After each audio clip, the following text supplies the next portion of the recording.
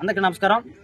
ఈరోజు A1 media ముఖాముఖి కార్యక్రమంలో జనసేన పార్టీ సీనియర్ నాయకులు అలాగే ఆంధ్ర రాష్ట్ర పవన్ కళ్యాణ్ అభిమాన సంఘ అధ్యక్షులు పి టోనీబాబు గారు ఈరోజు మనతో ఉన్నారు. ఆయన యొక్క రాజకీయ ప్రస్థానం, పవన్ కళ్యాణ్ గారితో ఆయన ప్రయాణం ఏ విధంగా ఉండింది, ఇంక నుంచి ఏ విధంగా ఉండబోతుంది, ఆయన యొక్క కుటుంబ నేపథ్యం, ఇట్లాంటి విషయాలు ఆయన్ని అడిగి తెలుసుకుందాం. చెప్పండి టోనీబాబు గారు, మీరు మీ రాజకీయంగా ఇంత స్థాయికి రావడానికి గల కారణాలు ఏంటి? మీ కుటుంబం నేపథ్యం ఏమిటి? మీరు ఏ విధంగా రాజకీయాలు రావాలంటే మీ కుటుంబం రాజకీయాల్లో ఎప్పుడైనా ఉండిందా, లేదా మీది ఎటువంటి కుటుంబం అని చెప్పి తెలియజేయాల్సింది కోరుతున్నాను.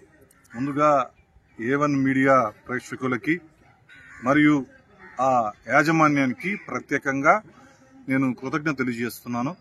ఎందుకంటే నిజాన్ని భయపడకుండా వెలుగులో తీసుకొచ్చే సమస్యలన్నింటినీ ఇలాంటి యూట్యూబ్ ఛానల్ కావచ్చు, మీడియా ఛానల్ కావచ్చు, పత్రికలు కావచ్చు, ధైర్యంగా ముందుకొచ్చి వాస్తవాలని తీసుకురావాలని మీరు A1 మీడియా వారికి నేను తెలియజేస్తున్నాను.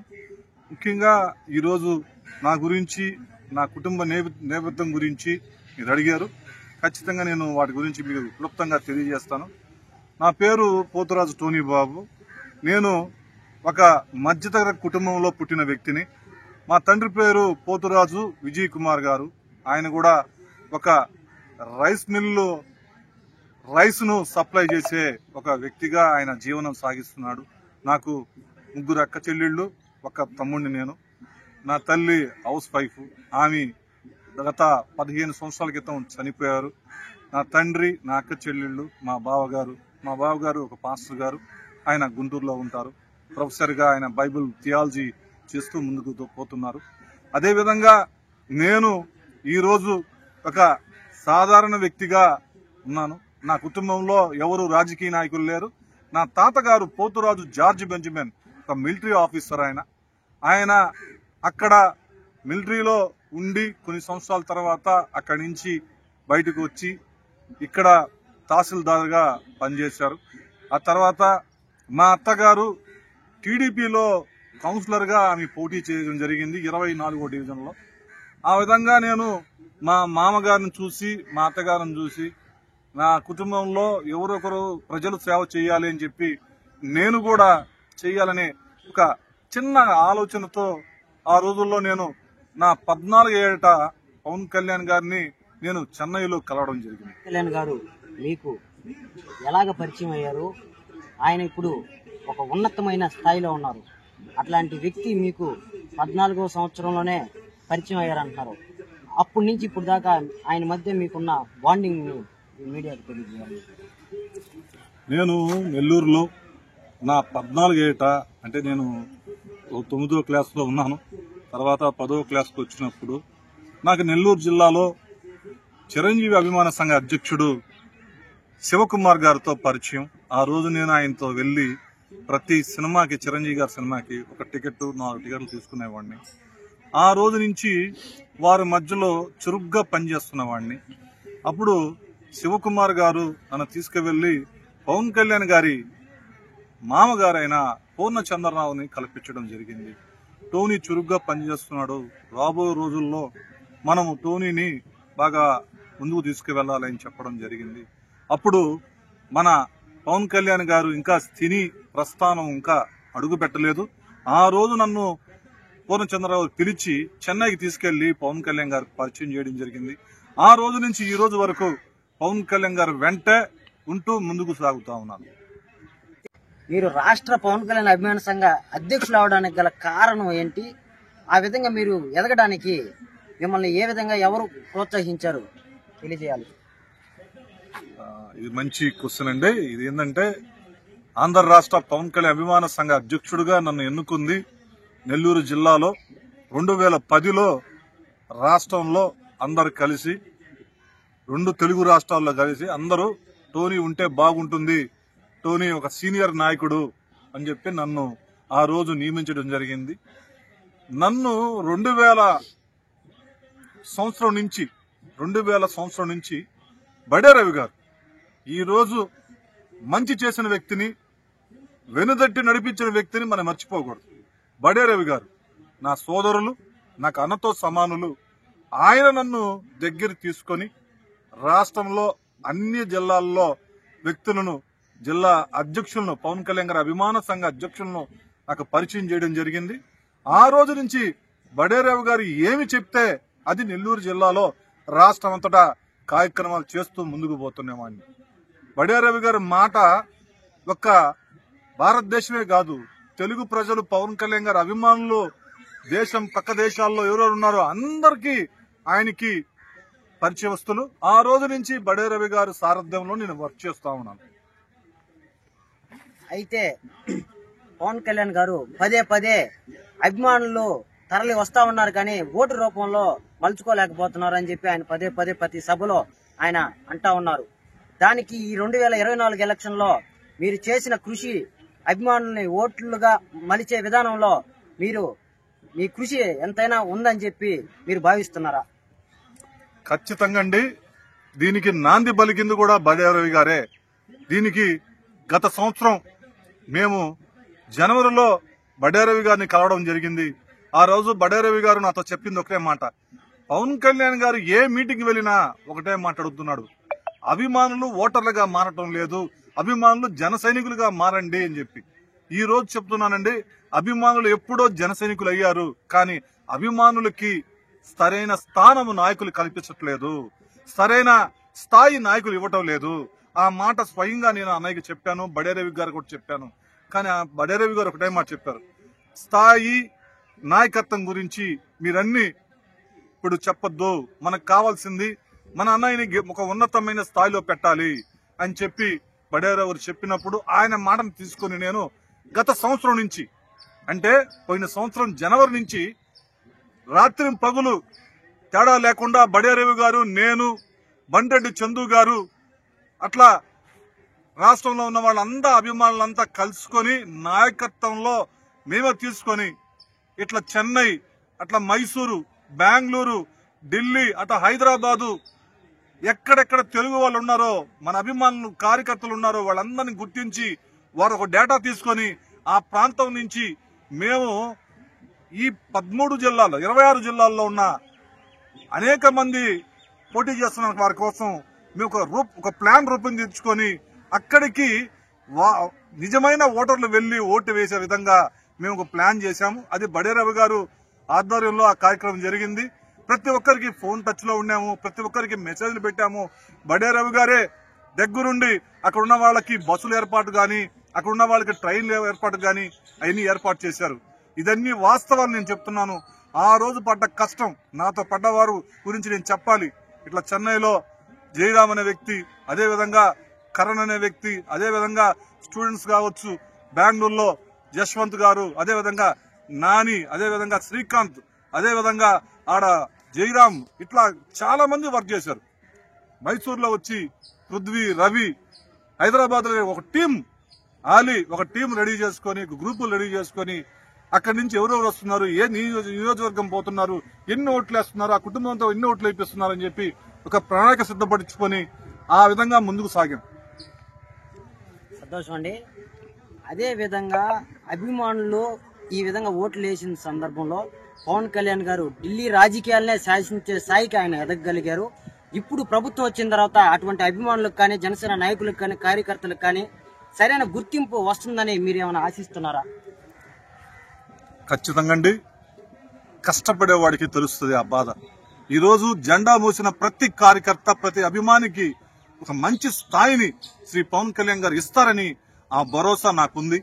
నేను నమ్ముతున్నాను. ఎందుకు చెప్తున్నానంటే కష్టం విలువ వ్యక్తి. ఈ రోజు పవన్ కళ్యాణ్ గారిని ఈ 10 సంవత్సరాల్లో మీరు చూడండి, ఆయన గురించి ఎంత అవమానాలు పడ్డాడు, ఎన్ని బాధలు పడ్డాడు, ఎంతమంది ఆయన వ్యతిరేకించి బయటకు వెళ్ళిపోయారు. చాలా మంది మీరు చూస్తుంటారు, మీడియా వాళ్ళు, మీకు తెలుసు అని మేము చెప్పకూడదు. ఎందుకంటే ఇక్కడ ఏదో లబ్ధి ఉందని చెప్పి ఇక్కడికి వచ్చేవాళ్ళు, ఇక్కడ మాకు అధికారం లేదు, ఇక్కడ మాకు పదవులు లేవని చెప్పి వెళ్ళిపోయేవాళ్ళు ఎంతమంది చూస్తుంటారు మీరు. పవన్ కళ్యాణ్ గారిని నమ్మించి మోసం చేసిన వాళ్ళు చాలా మంది ఉన్నారు.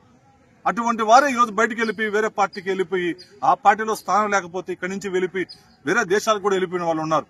కానీ పవన్ కళ్యాణ్ గారిని నమ్మిన వ్యక్తి, ఒక్కసారి పవన్ కళ్యాణ్ గారిని స్నేహం చేసిన వాడు ఆయన వదులుకుంటే చాలా కష్టం. ఎందుకంటే దాని నిదర్శనం నేనే. 28 సంవత్సరాల నుంచి ఆయనతో ప్రయాణిస్తున్నాను. ఆయన మేము ఒక అన్నయ్యలా మేము భావిస్తున్నాం. మా కుటుంబ సభ్యుడిగా నేను భావిస్తున్నాను. ఒక్కసారి ఆయనతో మేము నడిస్తే జీవితాంతం ఆయనతోనే ఉండాలనిపిస్తుంది. ఎందుకంటే అంత మంచి వ్యక్తి, అంత ప్రజా సమస్యల పట్ల ఆయన అధ్యయనం చేస్తున్న వ్యక్తి, ప్రజల కోసం నిరంతరం అతని ఆర్థిక మూలాలన్నీ పేద ప్రజలకు, దిక్కులేని వాళ్ళకి, అనేకులకి సహాయం చేస్తున్న వ్యక్తి. అలాగే మీరు 2019 ఎన్నికల దాకా 2019 నుంచి 2024 దాకా మీకు ఎటువంటి పార్టీకి సంబంధించి పదవి అనేది రాలేదు. దానికి గల కారణాలు ఏమై ఉంటుందని చెప్పి మిమ్మల్ని అడుగుతా ఉన్నాం. నేను 2014 నుంచి జనసేన పెట్టినప్పటి నుంచి జెండా మోసిన వ్యక్తిగా, మొదట జెండా మోసి నెల్లూరు జిల్లాలో దాదాపు 25 నుంచి 30 జెండాలు వేసిన వ్యక్తిగా తెలియజేస్తున్నాను. ఆ రోజు నెల్లూరు జిల్లా జనసేన పార్టీ సేవాదళ్ జిల్లా కన్వీనర్ గా మొట్టమొదట బాధ్యత ఇచ్చింది శ్రీ పవన్ కళ్యాణ్ గారు. నాకు 2017 నుంచి 2019 వరకు ఆ బాధ్యత తీసుకుని ఈ రోజు మీకు చెప్తున్నాను మీడియా ముందు, ప్రతి నియోజకవర్గంలో, ప్రతి మండలంలో సేవాదళ్ వేసిన కమిటీలే ఈ రోజు వరకు కూడా ఉంది. ఈ రోజు కూడా అది వాళ్లే పనిచేస్తున్నారు. ఈ రోజు కూడా అభిమానులు, కార్యకర్తలుగా మారి జెండా మోస్తుంది వాళ్లే. 2019 తర్వాత కొత్త వాళ్ళు వచ్చారు, నాయకులు అని చెప్పి వచ్చారు. వారికి జిల్లా అధ్యక్షుల బాధ్యత ఇచ్చారు. అతనికి నాకు కొన్ని సంబంధాలు. ఎందుకంటే ఆయన ఏంటంటే ఆయన కింద పని చేయమంటాడు. నేను ఖచ్చితంగా పవన్ కళ్యాణ్ గారు చెప్తే పని చేస్తానని చెప్తాడు. అక్కడ ఏమొస్తుందంటే ఆయన భావజాలం వేరు, నా భావజాలం వేరు. ఆయన కింద కాదు, నేను పార్టీ కింద పని చేస్తానని చెప్తాను ఆయనకి. కానీ ఆయన అట్ట కాదు, నా కింద పని చేయాలని మాట్లాడతాడు. అది నాకు నచ్చక నేను ఆయన కోసం పార్టీ ఆఫీస్కి పోలేదు. నా సొంతగా నేను నాతో ఉన్న టీంతో వర్క్ చేస్తున్నాం వాడిని. ఇప్పుడు మీరు చెప్పిన వ్యక్తి పార్టీలో లేరు. ఆ లేని దాని వల్ల ఆ పదవిని భర్తీ చేసే దాంట్లో కావచ్చు, మీ జిల్లాలో అందరిని ఒక తాటి మీద తీసుకొచ్చేదానికి కావచ్చు, మీరు ఇటీవల టిట్కో చైర్మన్ వేములపాటి అజయ్ కుమార్ గారిని కూడా కలిశారు. మీతో ఆయనకి మంచి సన్నిహిత అనుబంధం ఉందని చెప్పి తెలుస్తూనే ఉంది. ఆయన మీకు ఒక స్నేహశీలితో, సోదర భావంతో మీతో మిమ్మల్ని ఐకమత్యంగా మాట్లాడతారని చెప్పి తెలుస్తా ఉంది. ఆయన పైన మీ అభిప్రాయం తెలుసుకుందాం. ఆయన చాలా మహోన్నత వ్యక్తి, మంచి వ్యక్తి. నాగబాబు గారు ఫ్రెండ్ అజయ్ గారు, ఈరోజు టిట్కో చైర్మన్ గారు, అదేవిధంగా పార్టీ క్రమశిక్షణ చైర్మన్ ఆయన. అటువంటి మంచి వ్యక్తిని పవన్ కళ్యాణ్ గారు మా జిల్లాకి ఒక పెద్ద దిక్కుగా పెట్టడం జరిగింది. ఖచ్చితంగా ఆయన అందరినీ కలుపుకొని ముందుకు పోతున్న వ్యక్తి. ముఖ్యంగా మేము కూడా చెప్తా ఉన్నాం, అటువంటి మంచి వ్యక్తిని పవన్ కళ్యాణ్ గారు పెట్టినందుకు ఆయనకు ప్రత్యేక కృతజ్ఞతలు తెలియజేస్తున్నాం. పవన్ కళ్యాణ్ గారికి పార్టీ ఈరోజు ఒక జిల్లా అధ్యక్షుడి కోసం పార్టీ ఎదుగుతా ఉంది. ఒక మంచి జిల్లా అధ్యక్షుడు కావాలని పవన్ కళ్యాణ్ గారికి నెల్లూరు మీద పట్టుంది. నెల్లూరులో ఒక రాజకీయ కుటుంబం నుంచి వచ్చిన వ్యక్తికి పవన్ కళ్యాణ్ గారు ఇస్తారని బలమైన విశ్వాసం, నమ్మకం నాకుంది. ఎందుకంటే నెల్లూరు అంటే రాజకీయానికి పుట్టినిల్లు. నెల్లూరు అంటే రాజకీయానికి మెలుకులు నేర్పించేవాళ్లు. ఆనం వివేకానంద రెడ్డి గారితో ఉన్న ప్రతి ఒక్కరూ రాజకీయ వ్యక్తులుగా ముందుకు పోతున్న వ్యక్తులు. నేను కూడా ఆయనతో పనిచేసిన వ్యక్తిని. ఆనం వివేకానంద రెడ్డి గారితో నేను కూడా సమైక్యాంధ్ర ఉద్యమంలో నేను కూడా పనిచేసిన వ్యక్తిని. ఆయనతో కూడా నేను కొన్ని నెలలు పాటు ఆయనతో తిరిగిన వ్యక్తిని. ఆయన నిజంగా నెల్లూరు అంటే ఆనం వివేకానంద రెడ్డి అంటే నెల్లూరు అంటారు. అటువంటి వ్యక్తితో నేను ముందుకు పోయిన వ్యక్తిని. ఖచ్చితంగా ఒక రాజకీయ కుటుంబం నుంచి మంచి జిల్లా అధ్యక్షుడిని ఒక ఏర్పాటు చేసే దిశగా అజయ్ గారు గాని మా పవన్ కళ్యాణ్ గారి అడుగు వేస్తారని ఈ సందర్భంగా తెలియజేస్తున్నాను. అలాగే మీరు 2019 నుంచి 2024 దాకా నాదెండ్ల మనోహర్ గారిని కలిసిన దాఖలాలు అయితే లేవు. మీరు ఇటీవల ప్రభుత్వం వచ్చిన తర్వాత ఆయన దగ్గరికి వెళ్లి పలుమార్లు కలవడం జరుగుతూ ఉంది. దీనికి గల కారణాలు ఏమై ఉంటాయి? మీరు అధికారంలో ఉన్నారు కాబట్టి ఈ ప్రజా సమస్యను తీసుకువెళ్ళడానికి పోతున్నారా, లేదా మీ వ్యక్తిగతంగా పోతున్నారా అని చెప్పి మేము తెలియజేయాలని కోరుతున్నాం. ముఖ్యంగా నాదెండ్ల మనోహర్ గారు నిజంగా ఒక మంచి రాజకీయవేత్త, అదేవిధంగా ఒక మంచి కుటుంబం నుంచి వ్యక్తి. నిజంగా అటువంటి వ్యక్తిని నేను ఎప్పుడు చూడలేదు. ఆయన 2018లో జనసేన పార్టీలో జాయిన్ అయ్యారు. ఆ రోజు నుంచి జనసేన పార్టీ రథసారథిగా పార్టీని భుజం మీద వేసుకొని ఈ 26 జిల్లాలు, ఆనాడు 13 జిల్లాలు, ఈ రోజు 26 జిల్లాల మీద ఆయనకు పట్టుంది. ఈ రోజు ఆయనకి నేను 14 నుంచి దూరంగా లేను. ఆయనకి 18లో నేను ఆయనకి రావడం వెంటనే నేనే కలవడం జరిగింది. ఆయన నన్ను పేరు పెట్టి ఎంత దూరం ఉన్నా గానీ టోనీ బాబు ఇట్రా అని పిలిచే అంత చనువు నా మీద ఉంది. కానీ ఆయన దగ్గరికి నేను ఎందుకు పోలేకపోయానంటే కారణం ఆనాడున్న జిల్లా అధ్యక్షుడు పేరు కూడా నేను ప్రస్తావించట్లేదు. ఆ జిల్లా అధ్యక్షుడు వల్ల నాకు ఆయనకి బాండింగ్ ని దూర పెట్టడం జరిగింది. నేను దగ్గరే కొంది నన్ను దూర పెడతానే ఉన్నారు. కానీ నా మీద ఆయనకి కానీ ఇంత కూడా ఎటువంటి కోపం గాని ఎటువంటి ఇబ్బంది గాని నా మీద లేదు. ఆయన మంచి, నేను ఎప్పుడు పోయినా, ఆ రోజు పోయినా ఈ రోజు పోయినా ఏంటోని ఏ సమస్య ఏంటి అని అడుగుతారు. అన్నయ్య మనోహర్ గారు అంటే వ్యక్తిని నేను ఎప్పుడు మర్చిపోలేను.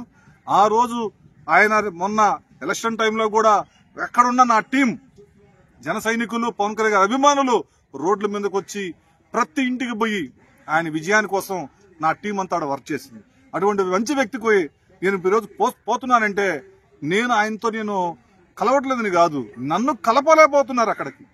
ఆ రోజున్న అధ్యక్షుల వల్ల నేను దూరంగా ఉన్నాను. ఈ రోజు ఎందుకు పోతున్నానంటే మా జనసేన పార్టీ రథసారథి పవన్ కళ్యాణ్ గారి తర్వాత రథసారథి ఆయన. ఈరోజు 2 రాష్ట్రాలకి ఆయనే రథసారథి. అటువంటి వ్యక్తిని మేము ఖచ్చితంగా కలుస్తాం, ఆయనతో మాట్లాడతాం, మా సాధక బాధలు కూడా ఆయనకి తెలియజేస్తాం. ఈ రోజు నాలాంటి వాళ్ళు 13 జిల్లాలు, 26 జిల్లాలో కొన్ని వందల మంది ఉన్నారు. వాళ్ళందరికీ ఆయనే రథసారథి. ఏ బాధ వచ్చినా ఆయన చెప్పుకుంటాం. ఆయన ఎందుకంటే ప్రతి ఒక్క అభిమాని, ప్రతి కార్యకర్త బాధ సాధకులు ఆయన తెలుసు ఆయనకి. ఎందుకంటే పార్టీ గ్రోత్ వచ్చిందంటే కారణం ఒక్క మనోహర్ గారే. అలాగే ప్రభుత్వం వచ్చి 6 నెలలు అవుతా ఉంది. జనసేన పార్టీలో కష్టపడి పనిచేసిన వారందరికీ పవన్ కళ్యాణ్ గారు మంచి పదవులు అలంకరిస్తా ఉన్నారు. మీరు ఆయనతో ఆది నుంచి పనిచేస్తున్నారు. మొట్టమొదటిగా నెల్లూరు జిల్లాలో జనసేన పార్టీ జెండాని పాతిన వ్యక్తి మీరు. అలాగే ఒక మంచి మీపై పవన్ కళ్యాణ్ గారు ఒక ప్రేమతో టోనీ అని చెప్పి పిలిచే ఆప్యాయత మీలో ఆయన కలగజేసుకున్నారు. అటువంటి మీకు రాబో రోజుల్లో ఎటువంటి పదవి ఇవ్వబోతున్నారని అడుగుతా ఉన్నాను. ఈరోజు పదవి అంటే అలంకారం కాదు, పదవి అంటే బాధ్యత. పవన్ కళ్యాణ్ గారు నాకు ఏ బాధ్యత ఇచ్చినా, ఆయన ఇచ్చినా ఈగిపోయినా ఎటువంటి బాధ్యత అయినా నేను చేస్తాను. దీనికి నిదర్శనం ఏంటంటే ఆనాడు 2019లో పవన్ కళ్యాణ్ గారు ఓడిపోయిన తర్వాత పార్టీ అస్తవ్యస్తంగా తయారైపోయింది. ఆ రోజు పవన్ కళ్యాణ్ గారికి ధైర్యం చెప్పిన వ్యక్తి శ్రీ నాదెళ్ల మనోహర్ గారు. ఆ రోజు నేను చాలా బాధపడ్డాను. అన్నయ్యని కలిసినప్పుడు చెప్పాను, అన్నయ్య మీరు బాధపడబాకండి, మీ వెనక మేమంతా ఉన్నాము. నేనెందుకు బాధపడటం లేదు, నన్ను 2 చోట్ల ఓడిపోయానని బాధేసి ఆయన చాలా మనస్తాపం చెందాడు. కానీ ఆ రోజు నుంచి పవన్ కళ్యాణ్ గారు చాలా బలంగా, చాలా గట్టిగా పనిచేయడం జరిగింది. అదే విశ్వాసంతో నేను కూడా పనిచేయడం జరిగింది. మీకు ఒకసారి తెలుసుంటుంది మీడియా వాళ్ళకి, 2020లో 2021లో మన భారతదేశం ప్రపంచమంతటా ఒక్కసారిగా కోవిడ్ బాధకి తట్టుకోలేక కొన్ని వేల మంది చనిపోవడం జరిగింది. ఆ టైంలో నేను, మన జన సైనికులు, అభిమానులు ఒక 6 నెలల రోజులు ప్రజలకి దగ్గరయ్యి వారికి సహాయపడడం జరిగింది.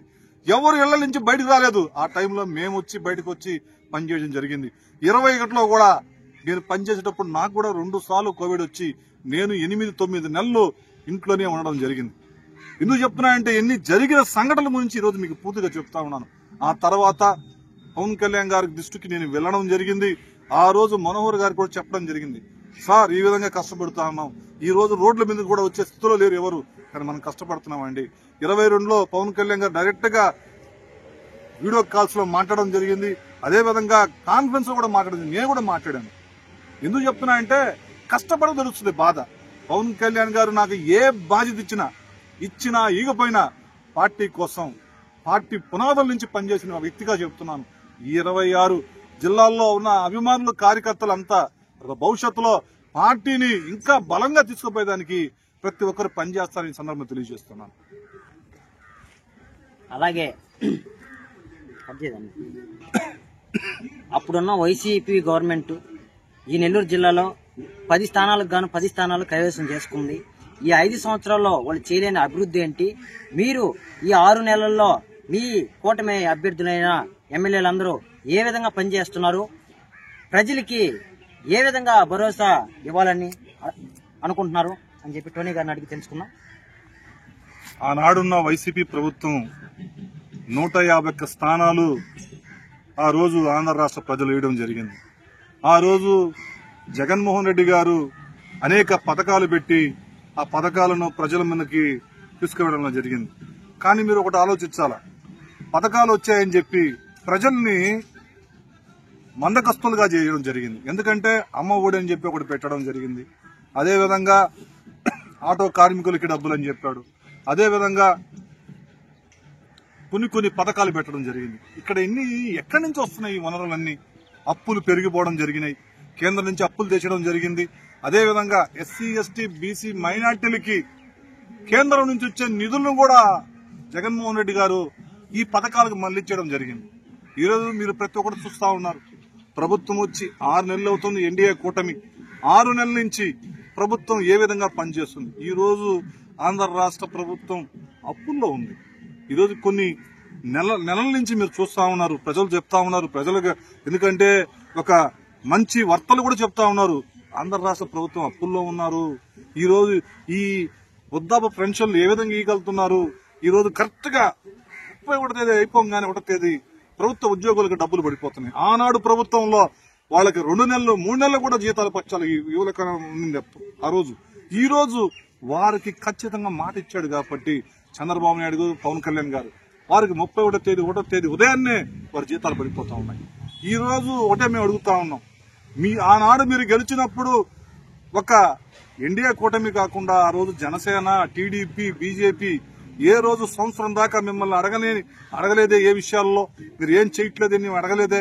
ఈ రోజు 3 నెలలు కూడా కాలేదు, 2 నెలలు కూడా కాలేదు. మీరు ఎత్తుకొని కరెంటు బిల్లు పెంచేశారు, అవి పెంచేశారు, ఈ పెంచేశారని మాట్లాడుతున్నారు. చాలా తప్పండి. ఏ ప్రభుత్వం వచ్చినా వారికి 1 సంవత్సరం సమయం ఇవ్వాల. ఈరోజు వెంటనే చెప్పినవన్నీ ఇవ్వగలుగుతారు చెప్పండి? ఒక్కసారి మీరు ఆలోచించాల. ప్రజలు కూడా దీన్ని ఎవరు వ్యతిరేకించట్లా. ప్రజల్లో కూడా ఎన్డీఏ కూటమి ఖచ్చితంగా చేస్తుందని చెప్తున్నారు ప్రజలు కూడా. కరెంటు ఛార్జీలు మీ కూటమి ప్రభుత్వం పెంచుతుందని చెప్పి ప్రభుత్వం వచ్చి 6 నెలలు అవుతున్నా పెంచలేదని చెప్పి వాళ్ళు ఇటీవల ధర్నాలు కూడా చేసిన విషయం మీకు తెలిసిందే. దానిపైన మీరు ఏ విధంగా స్పందిస్తారు? ఆనాటి జగన్మోహన్ రెడ్డి ప్రభుత్వం కరెంటు బిల్లులు 5 మార్లు పెంచడం జరిగింది. యూనిట్కి 2.5 రూపాయి, 3.5 రూపాయి, 4.5 రూపాయి పెంచడం కూడా మీరు చూశారు. ఈ రోజు ఎందుకు మీరు సంకలు రుద్దుకుంటున్నారు? ఈ రోజు ఒక్క ఎన్డీఏ కూటమి 1 రూపాయో 2 రూపాయలు పెంచిందని చెప్పి మీరు ఎందుకు సంకలు రుద్దుకుంటున్నారు? మేము కూడా చెప్తా ఉన్నాం మీకు, వైసీపీ ప్రభుత్వానికి దయచేసి మీరు అసత్యాలు మాట్లాడి ప్రజల్ని రెచ్చగొట్టే స్థితిలో మీరు తీసుకోవద్దు. వాస్తవాలు తెలుసుకుని మాట్లాడండి. ప్రజలకి ఏ విధమైన మెరుగైన ప్రభుత్వం జనసేన, టీడీపీ, బీజేపీ ప్రభుత్వం. ఒక్కసారి మీరు ప్రజలకి ఒక్కసారి తీర్పు ఇచ్చారు. ఇంకా జీవితంలో మీరు రారని కూడా ప్రతి ఒక్కరు తెలుసు. ఒక్కసారి మీరు ఆలోచించి మాట్లాడాల్సిందిగా కోరుతా ఉన్నాను. అయితే ఈ జిల్లాలో కూటమి అభ్యర్థులు జనసేన పార్టీ శ్రేణులు కానీ జన సైనికులు కానీ సరైన గుర్తింపు ఇస్తున్నారా? అందరూ కలిసి ప్రభుత్వాన్ని నడిపిస్తా ఉన్నారా అని చెప్పి మిమ్మల్ని అడిగి తెలుసుకుంటాం. ఆనాడు మేము నెల్లూరు నగరంలో నేను పనిచేశాను. నేను పుట్టి పెరిగిన నెల్లూరు నగరం కాబట్టి నెల్లూరు నగరంలో పవన్ కళ్యాణ్ గారి అభిమానులు, జన సైనికులు దాదాపు 9,000 కుటుంబ సభ్యులని నేను కలవడం జరిగింది. వారి ఓట్లన్నీ నేను నారాయణ గారికి వేయించడం జరిగింది. రూరల్లో శ్రీధర్ రెడ్డి గారికి దాదాపు 5,000 మంది, నేను చెప్పాను కదా, మేమందరం ఫోన్ చేసి బయట నుంచి పిలిపించి వాళ్ళందరూ ఓట్లను వేయించడం జరిగిందని. వాటిల్లో శ్రీధర్ అన్నకి 5,000 మంది కుటుంబ సభ్యులు నేను కలవడం జరిగింది. దాదాపు 6 నెలలు ప్రతి కుటుంబాన్ని టచ్ చేయడం జరిగింది. ఇవన్నీ నా సొంత ఖర్చులతో కరపత్రాలు వేసుకుని ప్రతి ఇంటికి పోవడం జరిగింది. అక్కడ శ్రీధరన్న దగ్గర ఇప్పుడు పోయినా గానీ ఏ సమస్య వచ్చినా ఆయన వెంటనే శ్రీధరన్న, గిరన్న వెంటనే సమస్యను తీరుస్తారు. అక్కడ నెల్లూరు నగరంలో నారాయణ గారు విజయవాడలో ఉన్నా గానీ ఇక్కడున్న వారి కమిటీ వాళ్ళు, వారి సభ్యులు ఏ సమస్య పోయిన వెంటనే ఆ సమస్యను తీరుస్తారు. మాకు బాండింగ్ ఉంది, బాండింగ్ లేదని కాదు. కానీ ఇక్కడ ఏం జరుగుతుందంటే ఇక్కడ కరెక్ట్ గా గైడెన్స్ లేకుండా పోతాం. కుప్పల తెప్పలుగా వెళ్ళిపోయి ఇప్పుడు గెలిచినప్పుడు ఒక విధంగా ఉంది, గెలవకుండా అంటే గెలవక ముందు మా సంఖ్య తక్కువ ఉండింది, గెలిచిన తర్వాత మా సంఖ్య ఎక్కువైపోయింది. అంటే ఎందుకంటే గెలిచినా గెలవపోయినా ప్రతి ఒక్కరూ ఒక విధంగా ఉండాలి. గెలిచిన తర్వాత జనసేన పార్టీ మాదే అని చెప్పి పరిగించేవాళ్ళు కుప్పల తెప్పలుగా ఉన్నారు. మీరు చూస్తారు, మీరు నెల్లూరు నగరంలో ఒక 100 మంది ఉంటే ఈరోజు 300 మంది తయారయ్యారు. గెలిచిన ముందు ఒక విధంగా, గెలవ ముందు ఒక విధంగా ఉన్నారు. కానీ దానికి కూడా అన్నిటికీ ఎవరు కష్టపడ్డారో ఎవరు కష్టపడలేదో ఒక ప్రణాళిక సిద్ధపరిచేస్తున్నారు. దాని ప్రకారంగా ఆ బౌండరీలో ఎవరెవరు పనిచేశారో అవన్నీ అధికారి పార్టీకి మాకు తెలుసు. వాళ్ళకి ఖచ్చితంగా పార్టీ గుర్తించి మంచి పనులు. శ్రీ పవన్ కళ్యాణ్ గారు 2014 నుంచి 2024 దాకా ఎన్నో ఇబ్బందులు పడ్డారు, ఆరోపణలు ఎదుర్కొన్నారు. మీకు ఇంకా వైసీపీ వాళ్ళైతే అసెంబ్లీ గేటు కూడా తాకినేమో అని చెప్పి ప్రగల్భాలు పలికారు. ఈ రోజు 2024 ఎన్నికలు ఆయన్ని ఒక ఉన్నతమైన స్థాయికి తెచ్చాయి. ఎలాగంటే రాష్ట్ర స్థాయే కాదు, అసెంబ్లీ గేటే తాకినేమో అన్న వాళ్ళు ఈ రోజు ఆయన ఢిల్లీ స్థాయి రాజకీయాలను శాసించే స్థాయికి ఎదగలిగారంటే దాన్ని మీరు ఏ విధంగా చూడగలుగుతారు? ఇది మంచి మాట చెప్పారు మీరు. ఇక్కడ విషయం ఏంటంటే పవన్ కళ్యాణ్ గారు 2014 నుంచి ఆయన పనిచేసేటప్పుడు అడుగడుగున వైసీపీ ప్రభుత్వం ఆయన అనేక మార్లు అడ్డుకోవడం జరిగింది. అనేక మంది జన సైనికుల మీద, పవన్ కళ్యాణ్ గారి అభిమానుల మీద క్రిమినల్ చట్టం మీద కేసులు, ఈ రోజు కూడా కేసులు జరుగుతూ ఉన్నాయి. రీసెంట్ గా రాజమండ్రి జైలుకు కూడా అనేక మంది వెళ్లేసి కూడా వచ్చారు. ఇట్లా ఎత్తుకుంటే అనేక ఇబ్బందులు గురి చేయడం జరిగింది ఆ రోజుల్లో. ఆ రోజు నుంచి పవన్ కళ్యాణ్ గారు ఎక్కడ తొనకుండా, ఆ రోజున్న మాకు లీగల్ సెల్ టీం ఉంది, వాళ్ళు స్వయం కృషితో మా వాళ్ళని అరెస్ట్ అయినప్పుడు తీసుకురావడం జరిగింది. ఒకటే మాట చెప్తున్నాను ఈరోజు మీకు, 2019లో జనసేన పార్టీ నాయకుల్ని వైసీపీ ప్రభుత్వ కొంతమంది, అంటే మీకు ఎట్లా చెప్పాలంటే కొంతమంది మైకులు ఉన్నాయి కాబట్టి రకరకాలుగా, అంటే ఒక వ్యక్తి విమర్శ చేస్తే ప్రతి విమర్శ చేయాలి, అంతేగాని కుటుంబాల మీద వారి వ్యక్తిగత జీవితాల మీద మాట్లాడిన వ్యక్తులు పవన్ కళ్యాణ్ గారిని అనేక మారులు ఎలా దూషించారంటే అవి చెప్పలేని దూషణలు. నేను ఆ రోజు పవన్ కళ్యాణ్ గారు డైరెక్ట్ గా నేను పోయి అన్నయ్య ఇది నేను తట్టుకోలేకపోతున్నాను, వారి ఇళ్ల ముట్టడిస్తాను పోయి అంటే ఒకటే మాట చెప్పాడు, నువ్వు తక్షణమే నువ్వు మౌనంగా ఉండాలి. నువ్వు ఎంత మౌనంగా ఉంటావో రాష్ట్రంలో మన అభిమానులంతా మౌనంగా ఉంటారు. నువ్వు మౌనంగా. ఈ రోజు నేను వాస్తవం చెప్తున్నాను, నేను ఈ రోజు ఇలా ఉండడానికి కారణం ఫస్ట్ నా కుటుంబం అయితే పవన్ కళ్యాణ్ గారు. నన్ను చాలా మౌనంగా ఆపడానికి కారణం పవన్ కళ్యాణ్ గారే. ఆయన ఒక మాట అంటే నేను ఒప్పుకునేవాడు కాదు. అది ఎంత పెద్దోడైనా ఎంత వ్యక్తి అయినా ఆడపోయి నేను ధర్నా చేయడమా, ఆడపోయి మన వాళ్ళు పోయి వాళ్ళని కట్టడి చేయడమా జరుగుతుంది. కానీ అన్నయ్య ఉంటే ఎప్పుడు ఒప్పుకునే సమస్య లేదు. ఆ రోజు నుంచి పవన్ కళ్యాణ్ గారు నేను ఏ విధంగా మౌనంగా ఉన్నానో మీరు కూడా ఆ విధంగా మౌనంగా ఉండాలి. రాజకీయం అంటే మన మీద విమర్శలు చేస్తారు, మన మీద ఇబ్బందులు పెడతారు, మనం అన్ని ఎదుర్కోవాలని చెప్పి పవన్ కళ్యాణ్ గారు చెప్పడం జరిగింది. ఆ రోజు అన్నయ్య పడిన బాధ, ఆ వేదన అన్ని చూడడం జరిగింది. నిజంగా పవన్ కళ్యాణ్ గారు ఎంత కష్టాలు అనిపించాడో ఒకసారి మీరు చూడండి. ఈరోజు ఆయన్ని అన్న వ్యక్తులంతా అసెంబ్లీ గోడ కూడా తక్షలేడు, అసెంబ్లీ కూడా కూర్చోలేడు అని చెప్పిన వ్యక్తులు ఈ రోజు గోడ బయట ఉన్నారు. పవన్ కళ్యాణ్ గారు ఈ రోజు అసెంబ్లీలో కూర్చొని అధ్యక్ష ఆ పిలుపు కోసం 10 సంవత్సరాలు నా కుటుంబాన్ని వదులుకొని నేను రాష్ట్రంలో ప్రతి చోట తిరగడం జరిగింది. ఈ రోజు ఆయన అధ్యక్ష అన్నాడు, మన రాష్ట్రానికి డిప్యూటీ సీఎం అయ్యాడు. ఈ రోజు ఒక కింగ్ మేకర్ గా, భారతదేశ ముఖ చిత్రాన్నే మార్చే కింగ్ మేకర్ గా పవన్ కళ్యాణ్ గారు అయ్యారంటే ఆయన స్వయం కృషి, ఆయన పడ్డ కష్టం. అదే విధంగా ఆయన గెలిచిన తర్వాత 20 రోజుల తర్వాత ఇంటికి పోయినప్పుడు తన తండ్రి ఏ విధంగా హక్కును చేర్చుకుంటాడో పవన్ కళ్యాణ్ గారు ఆ విధంగా తండ్రి దగ్గరికి వెళ్ళినప్పుడు ఆ ప్రేమ అనురాగాలు ఈరోజు భారతదేశం కాదు ప్రపంచమంతా చూసింది. పవన్ కళ్యాణ్ గారు నిజంగా కుటుంబ నేపథ్యం మీరు చూస్తే వాళ్ళ అన్న బోలా శంకరుడు, మెగాస్టార్ చిరంజీవి గారు ఏ కష్టం వచ్చినా ఎంత బాధ వచ్చినా ఎవరిని కలిసినా గానీ ఆయన అందరికి సహాయం చేసే వ్యక్తి. ఆనాడు ప్రజారాజ్య పార్టీని ఆ రోజు మోసం చేసి విలీనం చేయించారు. అటువంటి దొంగలను, అటువంటి కిరాతకులను ఎప్పుడు పవన్ కళ్యాణ్ కంటుగా కనబడుతూనే ఉంటాడు. ఈ రోజు పవన్ కళ్యాణ్ గారు ఎన్ని కష్టాలు వచ్చినా, ఎన్ని బాధలు వచ్చినా పార్టీని విలీనం చేయలే. పార్టీ ఈ రోజు ఒక రాష్ట్రమే కాదు, ఆంధ్ర రాష్ట్రం కాదు, పక్క తెలంగాణ, బెంగళూరు, చెన్నై అనేక ప్రాంతాల్లో చిన్నగా పార్టీ విస్తరిస్తా ఉంది.